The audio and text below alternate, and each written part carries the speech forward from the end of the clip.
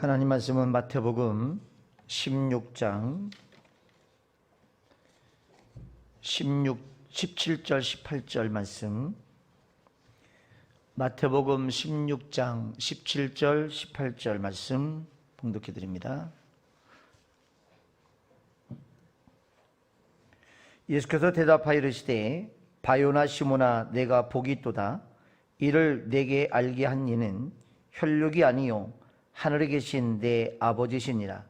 또 내가 내게 이르노니 너는 베드로라. 내가 이 반석 위에 내 교회를 세우리니 음부의 권세가 이기지 못하리라. 아멘.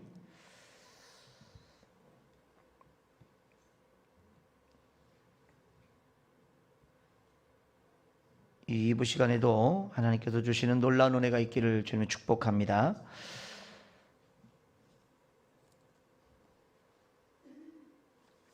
교회가 명백하게 세상과 구별될 때 교회는 세상의 관심을 끌게 되어 있다.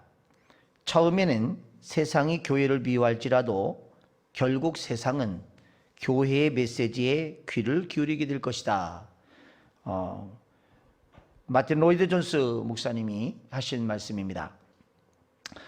어느 목사님에게 들은 이야기입니다만, 부목사님이 어떤 교회에 갔더니 교사들이 하는 말이, 우리 교회는 술, 담배 하는 애들이 한 명도 없습니다 라고 얘기를 하더랍니다.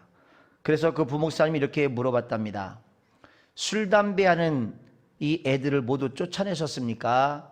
아니면 그들이 말씀으로 감화돼서 이제 술, 담배를 안 하게 된 겁니까? 라고 물었습니다. 그랬더니 교사들이 아무 말을 못 하더래요. 어떤 걸까요? 건강한 교회란 어떤 것인가? 요즘 크리스천들에게 가장 큰 고민이 있다면 교회라는 두 단어가 아닌가 싶습니다.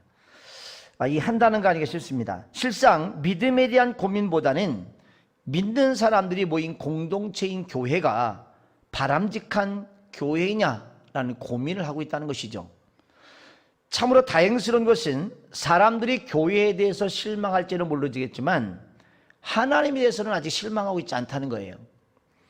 또한 하나님께 바람직하지 못한 교회를 버릴 수는 있지만 하나님의 역사는 계속된다는 것입니다.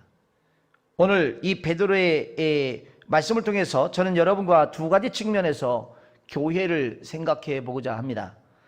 베드로의 신앙 고백과 그 교회, 그 위에 세워진 하나님의 교회입니다. 먼저 고백 위에 세워진 교회. 자, 먼저 이 오늘 배경의 말씀의 배경을 좀 생각해 볼 때 마태복음 16장은 바리새인과 사두개인들이 예수님께 나와 표적을 구하는 내용으로 구성이 되어 있습니다. 바로 전 15장에서 떡 7개로 4,000명을 먹이신 기적을 행하셨고, 그 이전에는 떡 5개로 5,000명을 먹이고 또 남은 기적을 행하신 후였습니다. 그러자 사람들이 예수님께 쫓아와서 표적을 보여달라 그랬어요. 표적을 보여달라. 그런데 예수께서 제자들에게 하신 말씀이 뭐냐면, 바리새인들과 사두개인들의 누룩을 조심하라 라고 말씀하셨습니다. 제자들이 이해할 수 없는 이야기였습니다. 마태복음 16장을 읽다 보면 제자들이 예수님과 함께 가며 먹을 것을 가지고 오지 않는 것을 고민하고 있었습니다. 예수께서 누룩을 주의하는 말씀에도 빵에 들어가는 누룩 정도로 생각을 했습니다. 당시에 많은 사람들이 예수님을 따라다니는 이유가 무엇입니까? 기적이 일어났다는 거예요. 예수님에게는 기적이 일어나고 있다. 바리새인과 사두개인들도 예수님께 나와 또 기적을 보기를 원했고, 예수님은 그것을 조심하라고 경고했던 겁니다. 이게 무슨 말일까요? 예수님 당시에 많은 사람들이 모였는데 그들이 바랬던 것은 뭐냐면 표적이었습니다. 기적적으로 빵이 생기고 죽은 사람이 살아나고 병든 자가 고침받고, 기적을 본 사람들은 더 큰 기적을 보기를 원했던 거예요.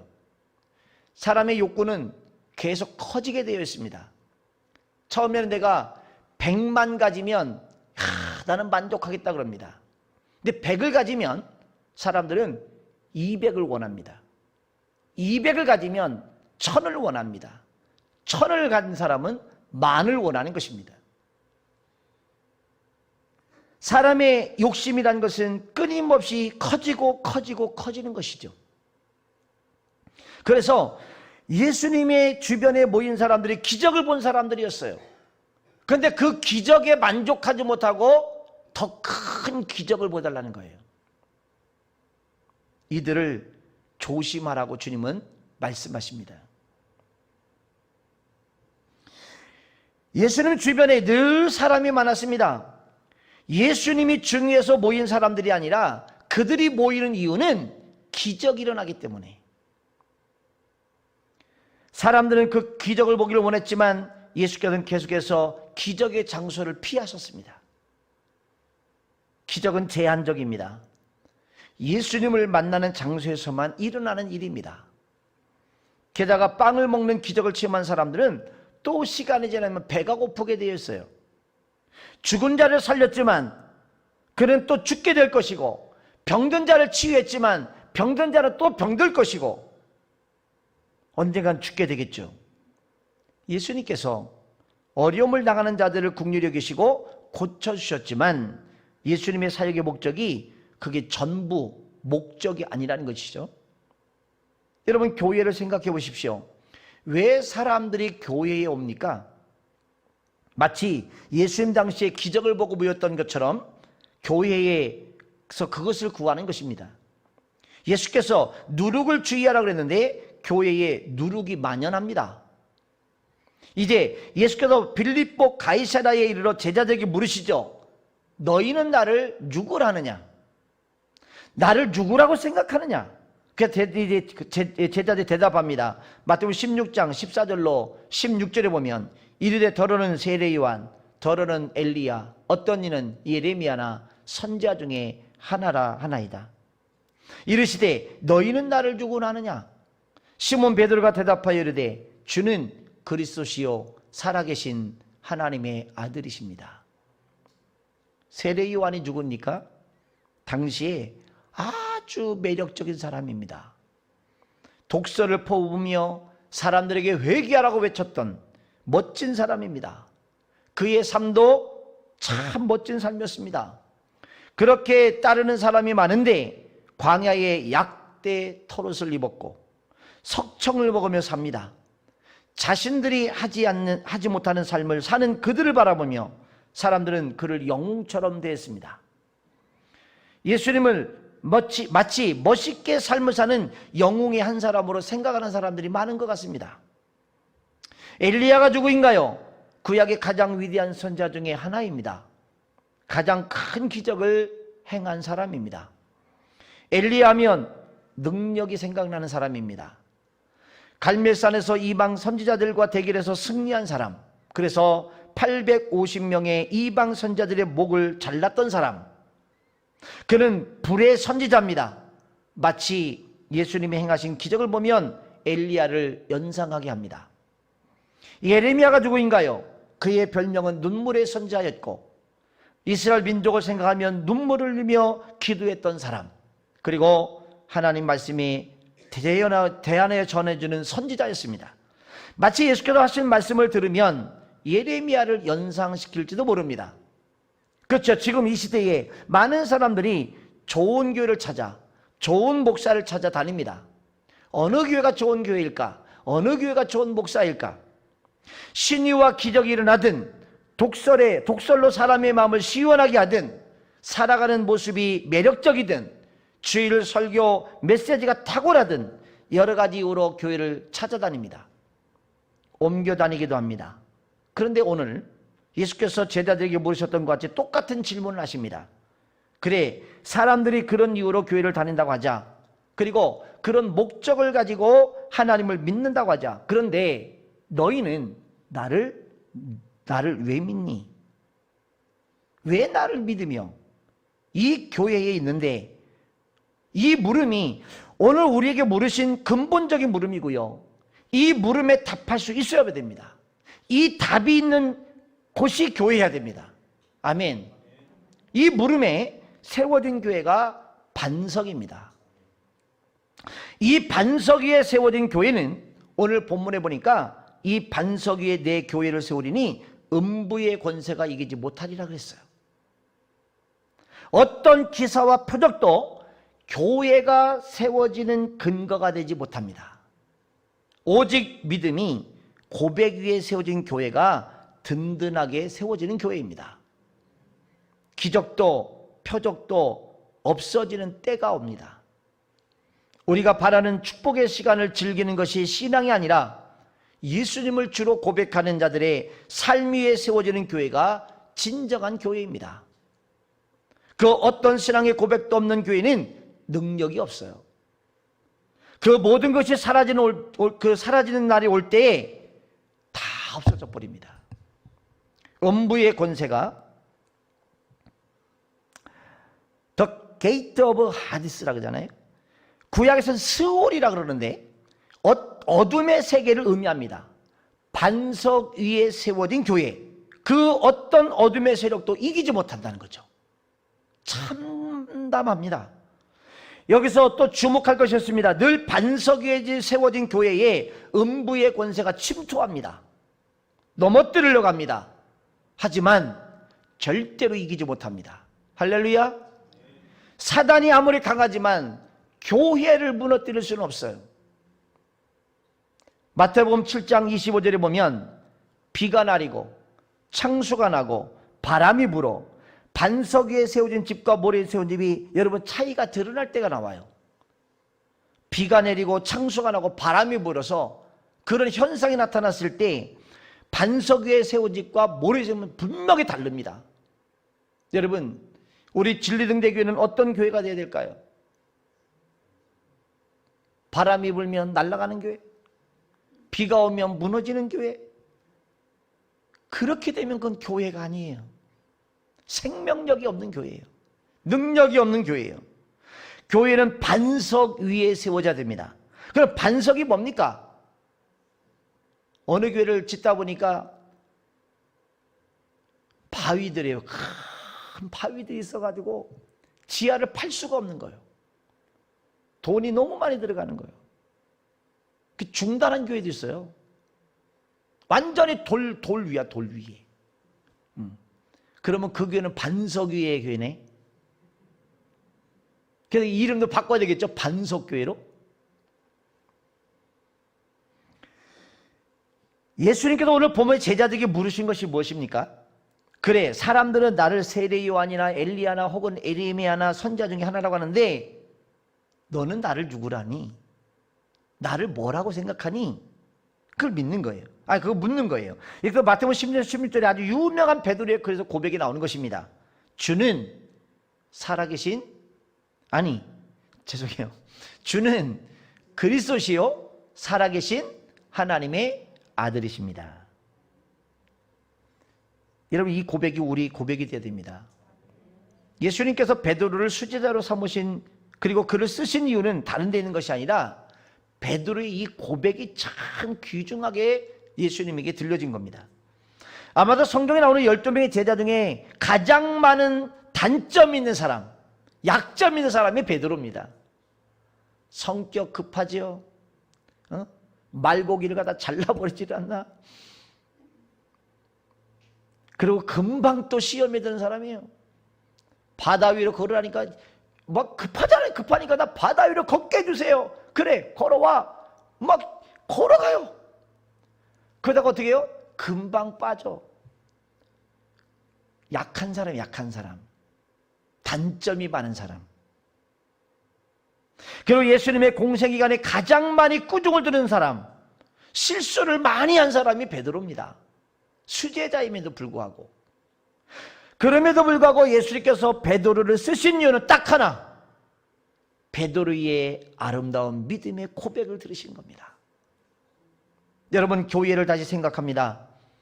교회에서 행하는 많은 일, 선한 행위도 있을 수가 있고 기적이 일어날 수도 있고요, 많은 일이 일어날 수 있어요. 그러나 하나님은 그것을 보시고 교회를 쓰시는 것이 아니에요. 본질적으로 교회가 고백해야 되는 것은 주는 그리스도시요 살아계신 하나님의 아들이십니다. 이 고백이 있어야 됩니다. 여기에서 교회란 건물을 의미하는 것이 아니라 하나님의 백성으로 불림받은 성도들 한 사람 한 사람을 말하는 겁니다. 예수님이 그리스도라는 고백 위에 우리는 주되심을 인정해야 됩니다. 그리스도란 그분이 왕이 되심을 의미하는 거예요. 그분 앞에 늘 겸손해야 됩니다.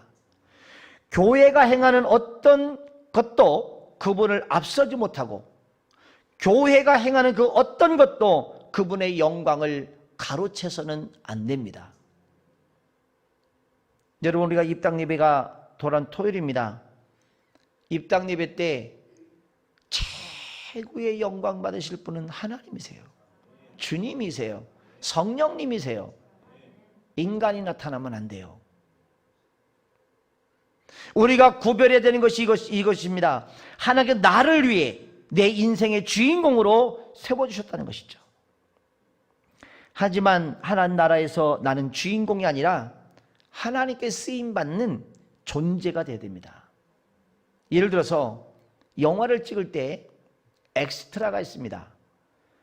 감독이 그 사람을 엑스트라라고 사용했기 때문에 아무리 주연이 중요해도요, 조연을 비롯한 출연진 모두가 합쳐져야 영화가 완성이 됩니다. 하지만 아무리 엑스트라라고 해도 그 삶의 인생에서 그 사람은 여전히 주인공입니다. 제가 말하는 것이 이해가 되나요? 교회가 세워진 것은 분명히 사명이 있어서 주인공으로 세워졌습니다. 하지만 하나님의 계획 가운데 사용되지 않는 교회는 하나님 나라의 영화에 전혀 도움이 되지 않아요. 건물이 중요합니까? 중요할 수 있어요. 그러나 이게 목적이 돼서는 안 돼요.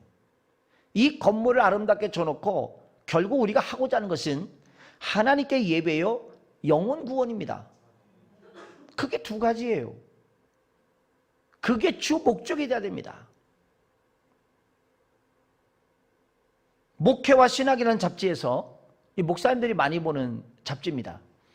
목회자의 영적 생활과 건강관리에 대한 한 목사님의 글이 쓰여졌습니다. 그 글을 쓸 자격이 없다는 생각이 들었죠. 제가 부속실에 있는 직원한테 물었습니다. 근데 내 영적 상태는 건강해? 안 건강해? 그 물음에 대놓고 안 건강하다고 얘기할 사람이 없겠죠. 예, 목사님은 건강하죠 라고 대답을 하더군요. 그런데 제가 이런 고백을 합니다. 제가 영적으로 건강한 이유는 육적으로 건강하지 않기 때문이다 라고 말합니다. 무슨 말인지 여러분 이해가 되십니까? 육체적으로 회복되겠다는 생각이 들었을 때 두 가지 중요한 역할이 있다는 겁니다. 하나는 내가 알고 있는 지식보다 뛰어난 지식을 가진 의사를 신뢰하자. 다른 하나는 매월 2박 3일 동안 말씀 듣는 일이었다는 거죠. 물론 그 목사님이 아픈 상태에서 1시간 설교를 하는 것이지만 그곳에서 그 설교를 마치면 다른 목사님의 설교를 들으며 많이 충전을 했다는 거예요. 왜요? 하나님께서 베드로의 고백 위에 교회를 세우셨을까요? 주는 그리스도시요 하나님의 아들입니다. 이 고백 없는 교회는요, 늘 자신이 주인공이 되려고 합니다. 자신이 드러나지 않는 일에는 어떤 일도 하지 않으려고 하지 않겠습니까? 우리가 세상에서 부러워하는 것들을 보십시오. 정말 그곳에 하나님이 계시다고 말할 수 있을까? 하나님께서 하셨다라고 우리가 이야기할 수 있을까? 참된 교회의 표식이 뭡니까? 정말 예수 그리스도가 주가 되시고 그리스도가 되셨냐는 거예요.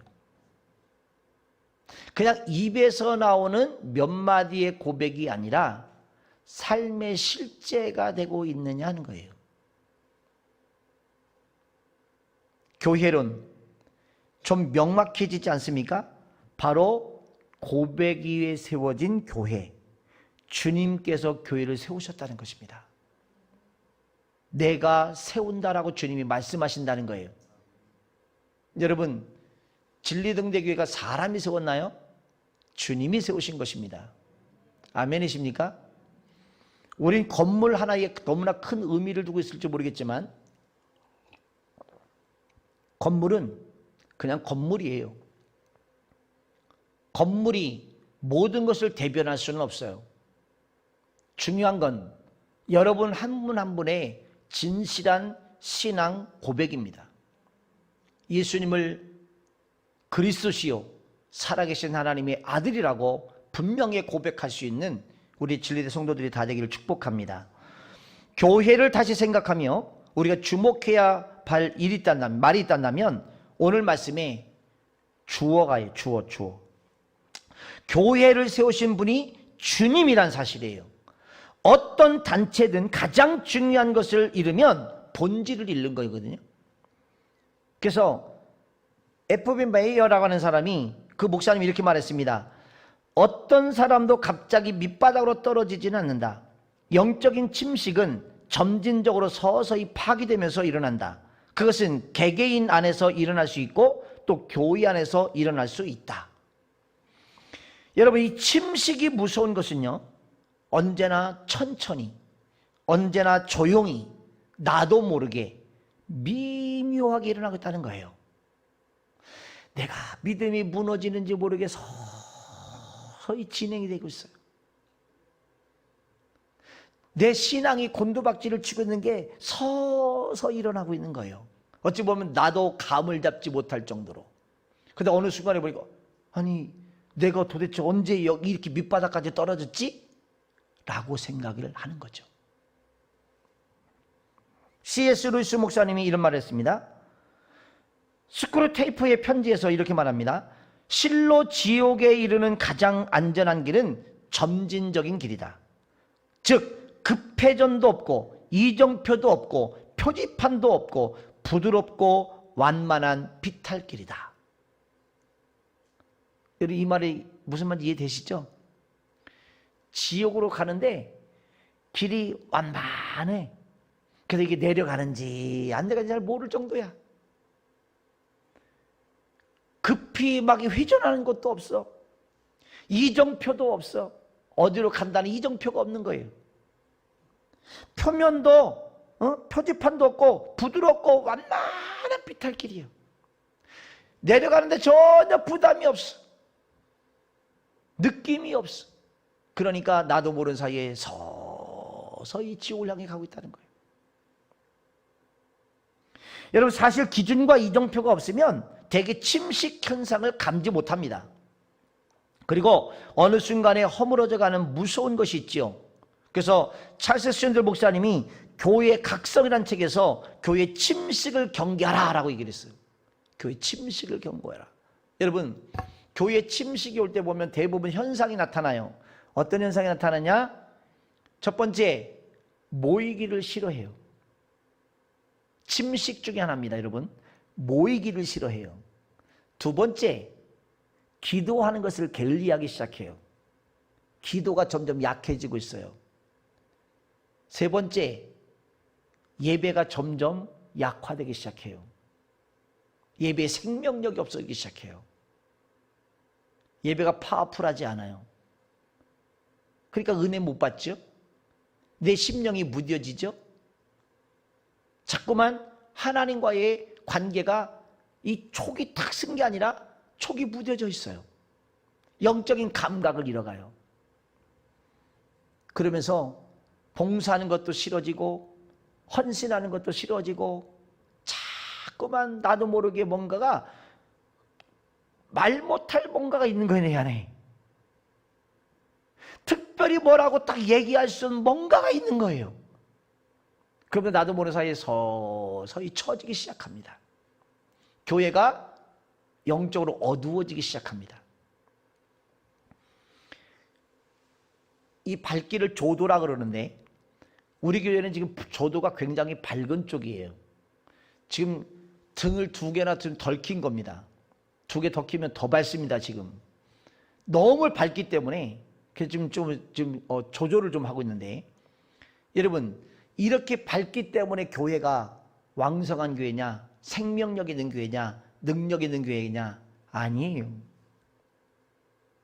영적 밝기와는 전혀 관계가 없어요. 불을 다 꺼도 영적으로 밝으면 보이는 것이고, 불을 다 켜도 영적으로 어두우면 못 보는 것이죠.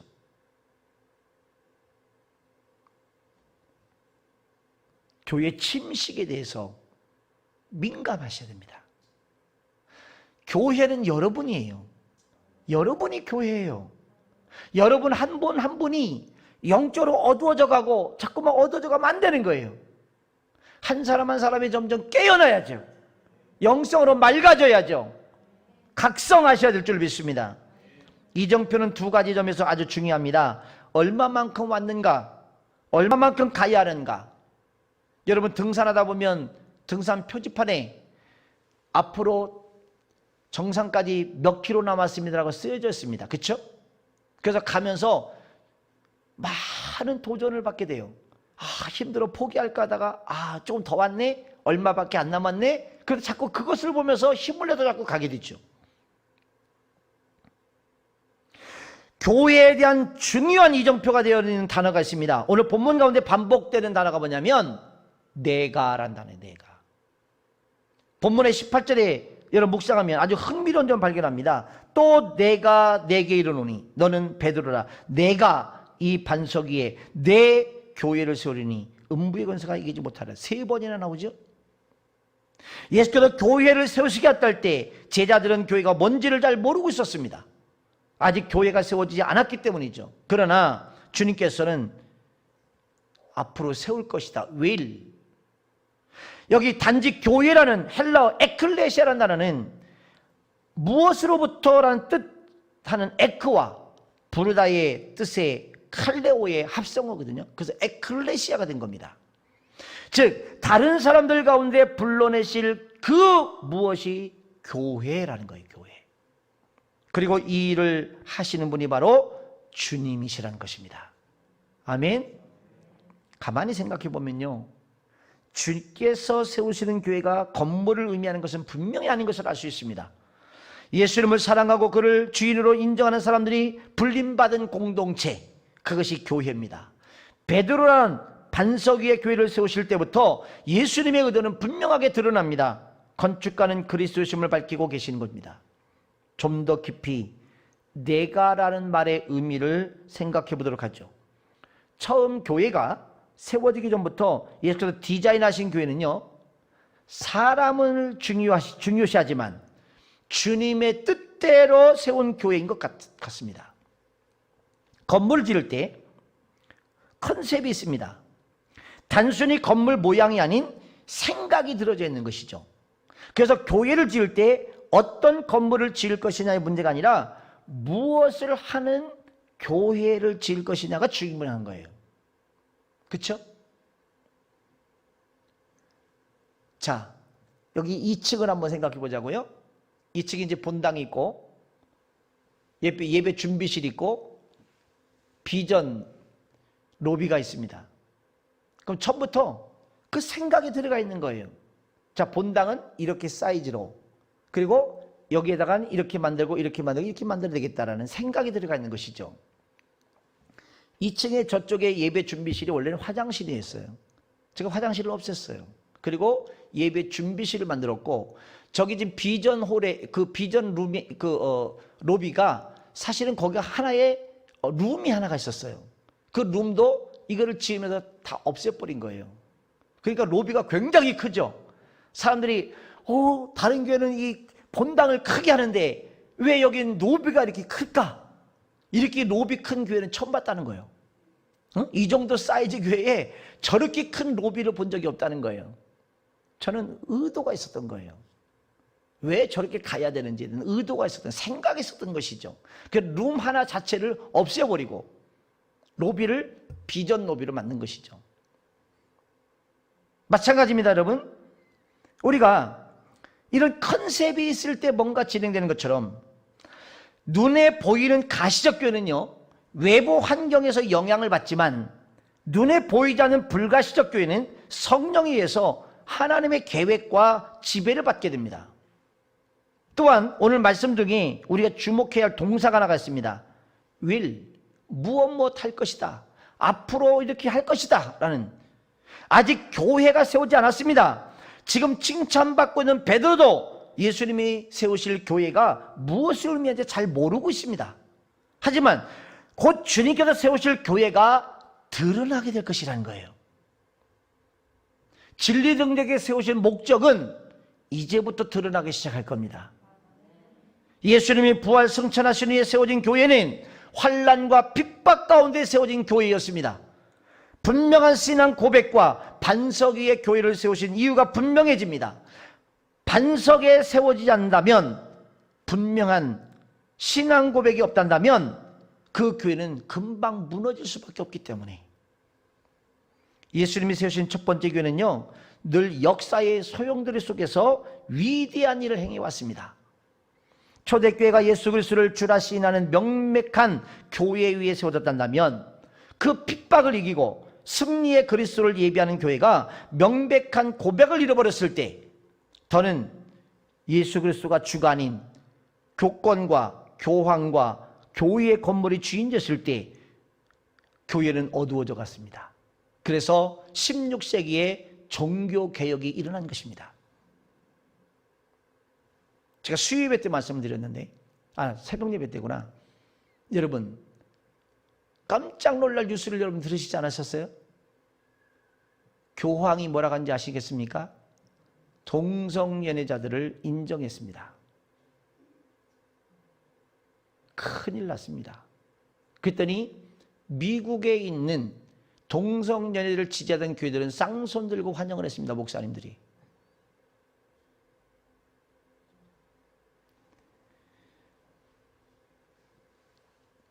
여러분들은 우리가 분명히 얘기하잖아요. 성경 66권은 절대로 변함이 없다고. 시대가 바뀌고 아무리 몇천 년의 세월이 흘러도 이 말씀은 변함이 없다고 믿으시잖아요. 이게 진리라고 믿으시잖아요. 그러면 하나님의 말씀이 동성애들 뭐라고 말씀하시는지를 여러분 보시면 아시잖아요.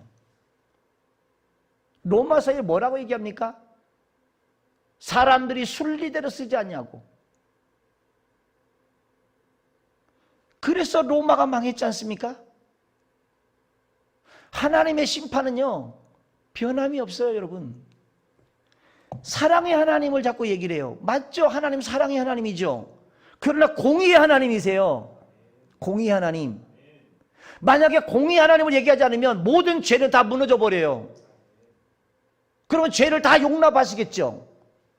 죄인을 사랑하셔서 독생자 예수를 십자가에 못 박으시고 죽이시고 우리를 살리셨지만 그것으로 끝이 아니라 이제는 내가 변화된 삶을 살아라는 거예요.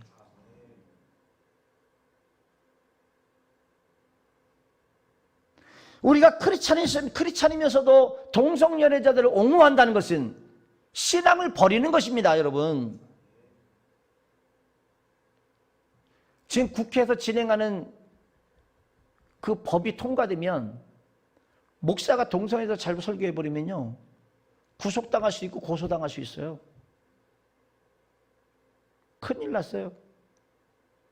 마지막 희망이 교회인데 교회에서 진리를 선포하지 못하게 막아버리는 겁니다.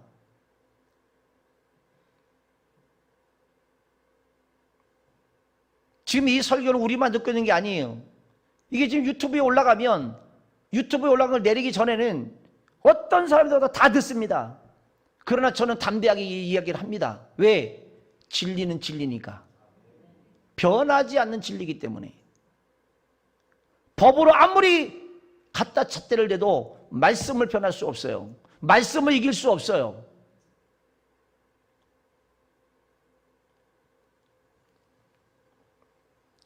오직 의인은 믿음으로 말미암아 살리라. 하나님의 은혜가 없이는 존재할 수 없는 교회가 세워지므로 교회의 사명이 살아나기 시작했습니다. 이게 16세기의 종교개혁이에요.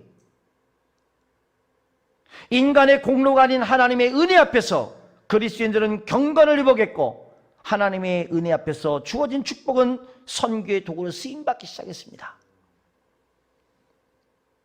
그런데 그 하나님의 축복이 또다시 힘을 가지기 시작하고 복음이 들어가는 곳에 그 땅을 지배하려는 명예와 욕망이 주님의 자리를 대신하기 시작했습니다. 여기저기 세워졌던 교회들, 자신의 학식과 명예를 버리고 오직 그리스도의 사랑으로 흩어져 이 땅을 변화시켰던 복음의 능력이 다시 세상의 물질 앞에 무릎을 꿇기를 시작한 겁니다. 더 많이 모이고 더 커지고 더 많이 일을 하는 교회가 주님의 명예를 가르치기 시작했습니다. 그런데 참으로 신기한 것은 그때마다 교회의 본질을 벗어나고 사명을 다하지 못할 때 사라질 것 같던 교회가 사라지지 않냐고, 다음 세대를 이어가며 여전히 하나님의 삶을 감당하는 교회가 됐다는 것이죠. 놀라운 일 아닙니까? 왜? 교회는 사람이 지배하고 이끌어가는 것이 아니라 주님이 다스리시고 주님이 이끌어가시는 교회이기 때문에 그렇습니다. 오늘 본문이 그 일을 분명히 설명하죠. 분명한 것은 그 교회가 세워지면 음부의 권세가 이기지 못하리라. 그 어떤 돈과 명예도 사단의 세력도 교회를 넘어뜨리지 못할 것입니다. 단지 어려움을 당하게 될 것입니다. 폭풍과 몰아치고 홍수가 나게 될 것입니다. 아니, 필연적으로 필요할 수 있습니다. 왜냐하면 그 어려움 속에서 그 교회가 참교회인지 아닌지는 증명되는 순간이 바로 그런 소용돌이 속에서 나타나기 때문에. 오늘 우리가 다시 생각하는 것이 무엇입니까? 교회의 소유권. 누가 주인이냐? 하나님께 친히 세우실 교회, 우리 교회는 지금 완성이 아닙니다. 지금 여전히 일하고 계시는, 세워가시는 주님 앞에서 우리가 반석 위에 세워질 수 있도록 하나님 앞에 우리는 내어드려야 됩니다. 요즘 교회 매매, 임대 광고 여러분 보면서 저는 목회자 한 사람으로서 참 마음이 아픕니다. 지금 우리가 교회 같지 않은 교회에서 예배를 드린다라고 말하는 사람들이 있어요. 여러분, 건물이 좀 허름하다고 교회가 교회 같지 않은가요? 비가 새면 교회가 교회답지 않은 건가요? 교회를 오해하고 있는 것입니다. 건물이 새고 있는 것이지 교회가 새고 있는 게 아닙니다. 너무나 감사한 것은 이 시대 지배하는 이기주의와 편의주의에서 교회의 주인이 누구인지, 어떤 환경 가운데서도 하나님을 예배하는 것이 무엇인지를 우리에게 배우게 하셨다는 겁니다. 이렇게 어려운 삶을 살아가는 성도들, 가족들에게 부담을 주지 말아야겠다는 생각을 했습니다. 그래서 여러분, 우리가 자꾸만 뭔가 재정적인 이야기를 하면 여러분 부담이 되잖아요. 교회는 핏값으로 헌신으로 세워져야 한다는 것인데, 이것은 돈에 대한 문제가 아닙니다. 믿음의 고백에 대한 문제인 것입니다. 무엇이 하나님을 기쁘시게 하는 것이 여러분 헌신될 수 있을까요? 돈이 없는 사람은 과부의 2렙돈을 귀하다 받으신 하나님 앞에 여러분 후손들을 위한 믿음의 자리를 만드시기를 바랍니다. 아마 여러분 중에는 이 어려울 때 하나님의 축복을 경험하며 지나가는 사람도 있을 것이고요. 다른 사람의 자리를 여러분 채워주십시오. 여러분이 받은 축복을 말없이 흘러보내주세요. 여러분의 상이 하늘에서 클 것이기 때문입니다.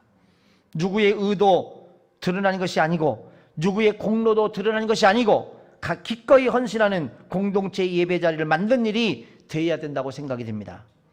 다 같이 헌신하며, 다 같이 참여하며, 다 같이 예배하는 감격 있는 교회, 그리고 이 교회에서 하나님이 주인 돼서 일하시는 그것을 기대하는 교회가 되면 좋겠습니다. 많은 교회들이 교회를 위해서 헌금하는 분들이 있습니다. 하지만 어떤 권리도 주장하지 마십시오. 이 땅의 것은 언젠가는 사라지게 될 것입니다. 좀 시간이 이제 많이 흘렀습니다만 우리도 필리핀에 교회를 하나 줬잖아요. 우리가 진 겁니까? 우리가 주장할 수 있습니까? 아니요. 지어드렸으면 그것으로 끝이에요. 그냥 값없이 사용되는 것에 대한 감사의 고백이 있기를, 여러분의 공로 때문에 예배가 방해되지 않기를 바랍니다. 이 교회는 주님이 주인 되셔서 세우심을 고백하는 교회가 되기를 축복합니다. 내가 하려고 하지 말라. 제가 무엇을 한 것이 아니라 단지 우리의 믿음과 헌신 위에서 하나님께서 반석 같은 교회를 세우신 것입니다. 그리고 우리가 그 사명을 다하는 순간까지 사용하실 교회를 기대하실 수 있길 축복합니다. 참 좋은 교회, 이 땅에 소망이 있는 교회를 만들어 가실 하나님을 기대하는 기대감이 진리등대교회에서 가정으로 세상으로 퍼져나가기를 간절히 소망합니다. 기도하겠습니다. 하나님 감사합니다. 참 좋은 교회를 세우고 싶습니다. 이것은 우리가 생각하는 교회가 아니라 주님이 디자인하시고 주님이 보고 싶어 하셨던 바로 그 교회인 줄 믿습니다. 하나님 말씀을 기준으로 삼아 하나님이 원하시는 건강한 교회, 살아있는 교회, 깨어있는 교회, 은혜로운 교회, 능력의 교회가 되도록 축복하여 주옵소서. 간절히 원합니다. 오늘도 하나님의 말씀을 듣고 우리 마음에 다짐하기를 원합니다.